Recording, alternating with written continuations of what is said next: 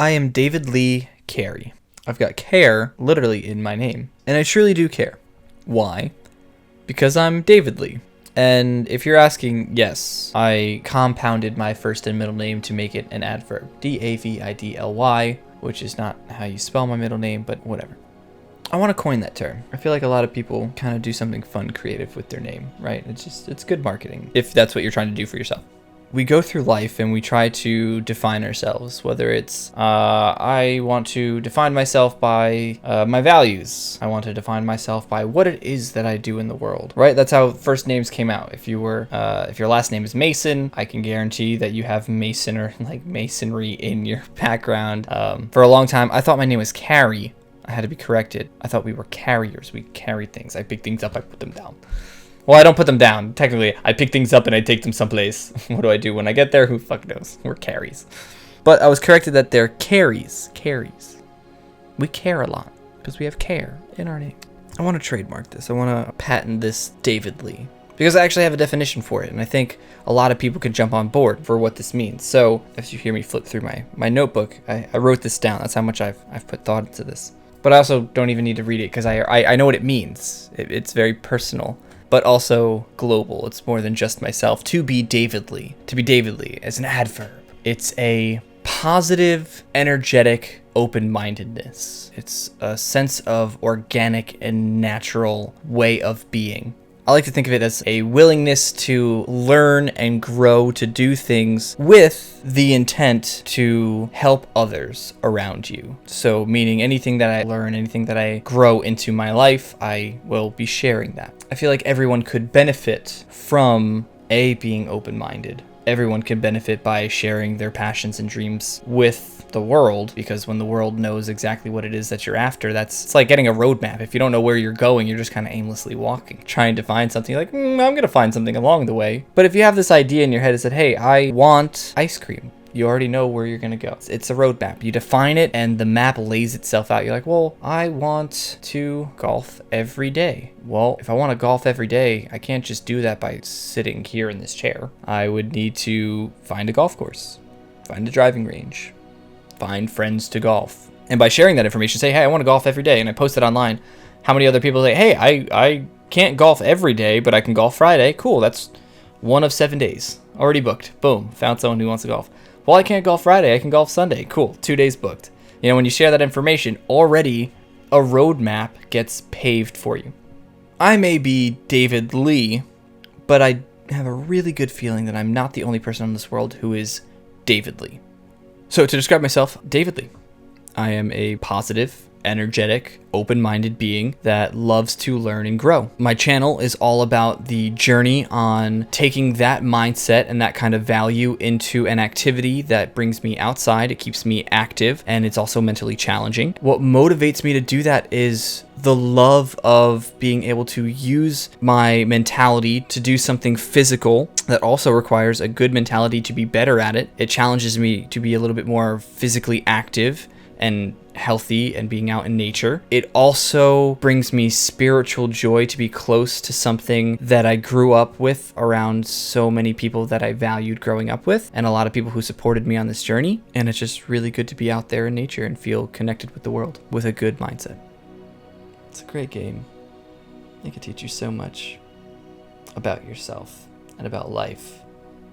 If you know how to take the value of what you're doing out on the golf course and applying it in that direction. It's about perspective. Man, golf it's a wonderful game with wonderful values.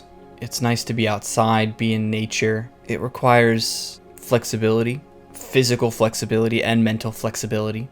It's a game that allows you to challenge yourself to be better every time. And the competition of it all is truly with yourself. You can be competitive with others around you. And sometimes that can be very, very healthy, very, very good. But sometimes when you have too much competition with other people, it creates this dividing line. And that golf isn't like that. Golf really just challenges you to always grow and be better. And I love that about golf. Whenever I go out with friends, I'm not trying to be better than them. I'm trying to have a good time with them. And I'm trying to be better than I was myself last time I was playing. But you can have a really good time if you're not trying to challenge yourself also. You can go out there and just go to the driving range if you want to get out a little anger and want to hit something. It's a good outlet for that. You can play mini golf, which is just fun. It's quirky. It's like the pop culture side of golf, really. But golf is a really accepting game for anyone that is looking to challenge himself, whether you're young, whether you're old. I just watched a 94-year-old man golf a full day's worth. It's 4.5 hours worth of golf at 94 years old. Tell me that's not amazing.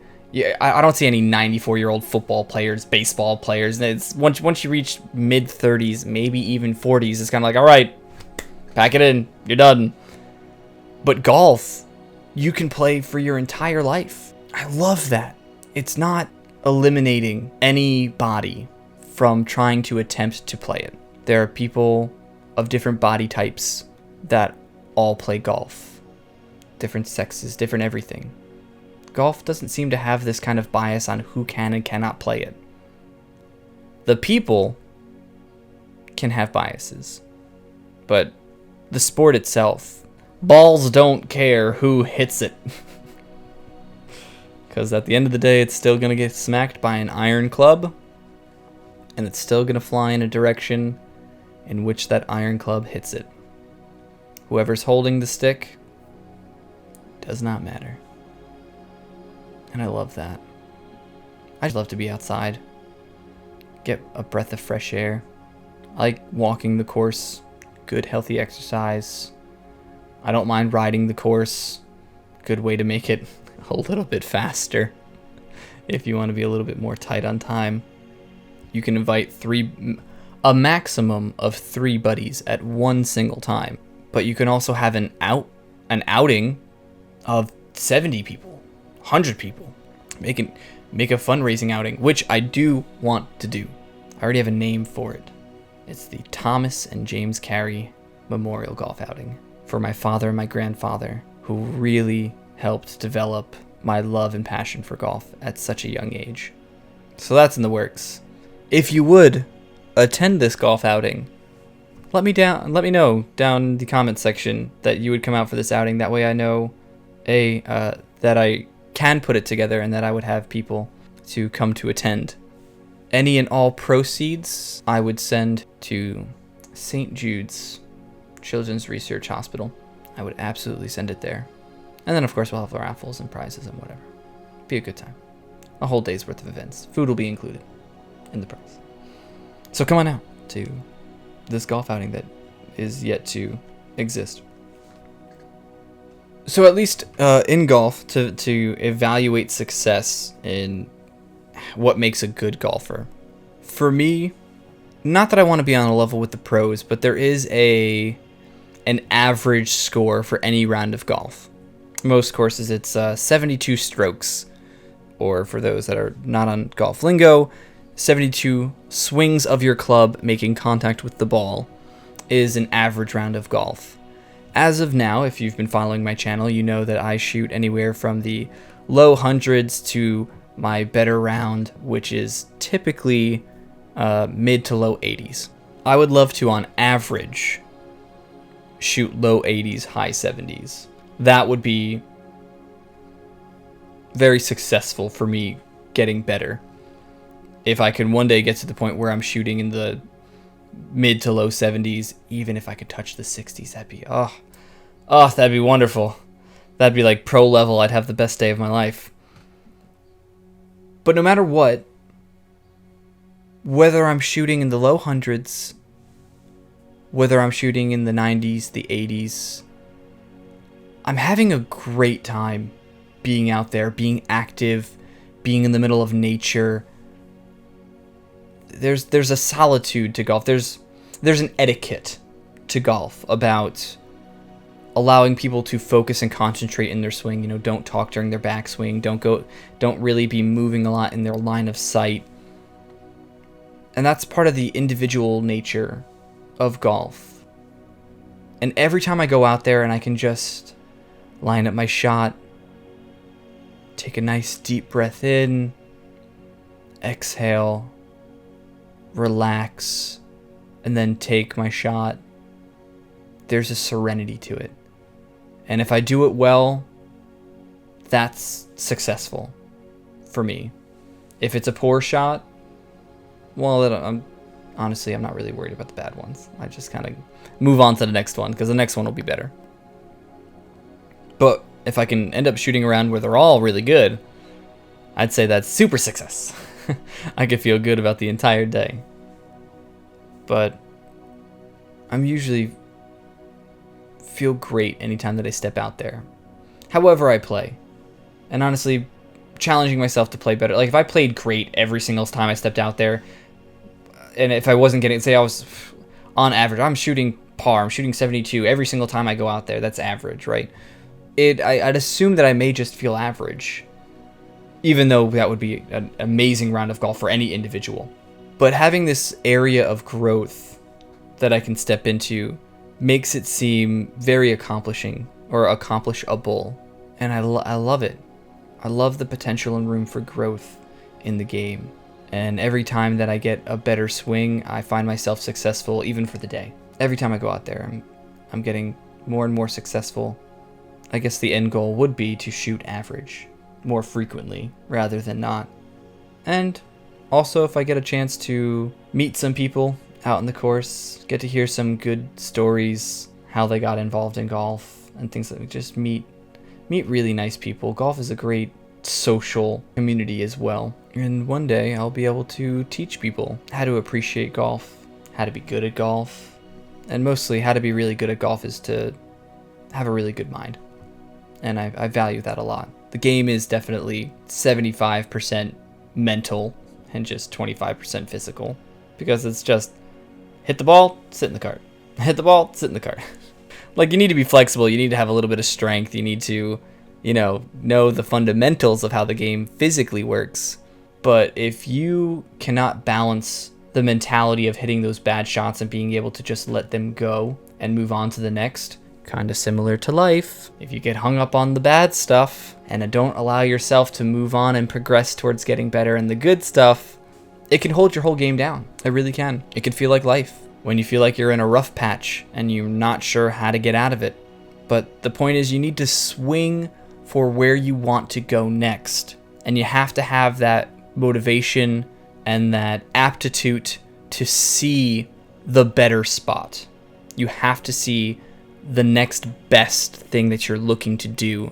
Because if you're just like, oh, I just want to get out of this, that's not clearly defined in where you're trying to go. So you're just kind of moving around in this rough, not sure where's the spot you want to be. I want to be on the green. Ah, that's a destination we can work with. Let's get there. So that's how golf is. You need to have a good, positive, energetic open-mindedness. A nice David Lee way of being. Here's a quote from me, David Lee. Habits build routines. Routines build confidence. Confidence builds success. And that's my quote. Because anything you do habitually, you'll learn to do it repetitively and make it a routine to do it. And that routine will make you feel really confident in what you do. And when you feel really confident about doing something, you will be very successful at it. I was very, very successful at not going to sleep before 4 a.m. I made it a routine to not go to bed until 4 a.m. And I was very successful at not going to bed before 4 a.m. And boy, did my energy throughout my day suffer for it. But I was successful at not going to bed before 4 a.m. But yeah, so if there's anything that you want to do, make it a habit to incorporate it into your life frequently. Build a routine into doing it. Build confidence in that routine. And I have no doubt in my mind that you will be very successful at it. I've made a habit to go golfing every week, and it's starting to become a routine where I go every Wednesday and Sunday, and I'm getting better at it. Find what you want to do in life. Find a way to do it all the time.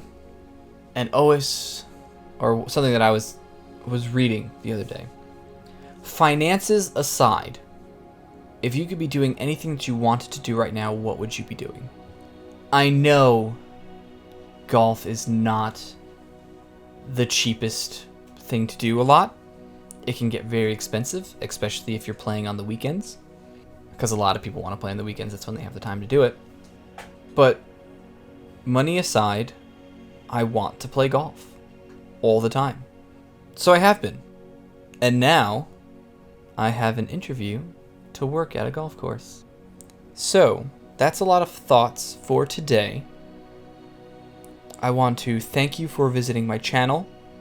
If you listened to my first video and now you're listening to my next, thank you so very much for your return visit. Please like, please comment, please subscribe. I'm not sure if one day this kind of outlet will be profitable in the sense of actual finances, but I've come to the knowledge that without viewers, without you liking and commenting, that's not possible. Like, comment, subscribe, and ring the bell for notifications so you can be updated every time that we post new content. Ding, ding, ding. Please comment down below. Let us know that you like what we're posting. If you want different kind of content, we will be posting new first-person point of view golf footage of me out on the course. So we will be posting more content, but please let me know that you like what we're doing. Questions, let me know. I'd be happy to answer things, knowing what you guys are actually looking for information-wise from me. If you're not sure yet, stay tuned. Listen to what we talk about. Let me know what you think, and I will be happy to engage with you. So once again, thank you for joining me, David Lee.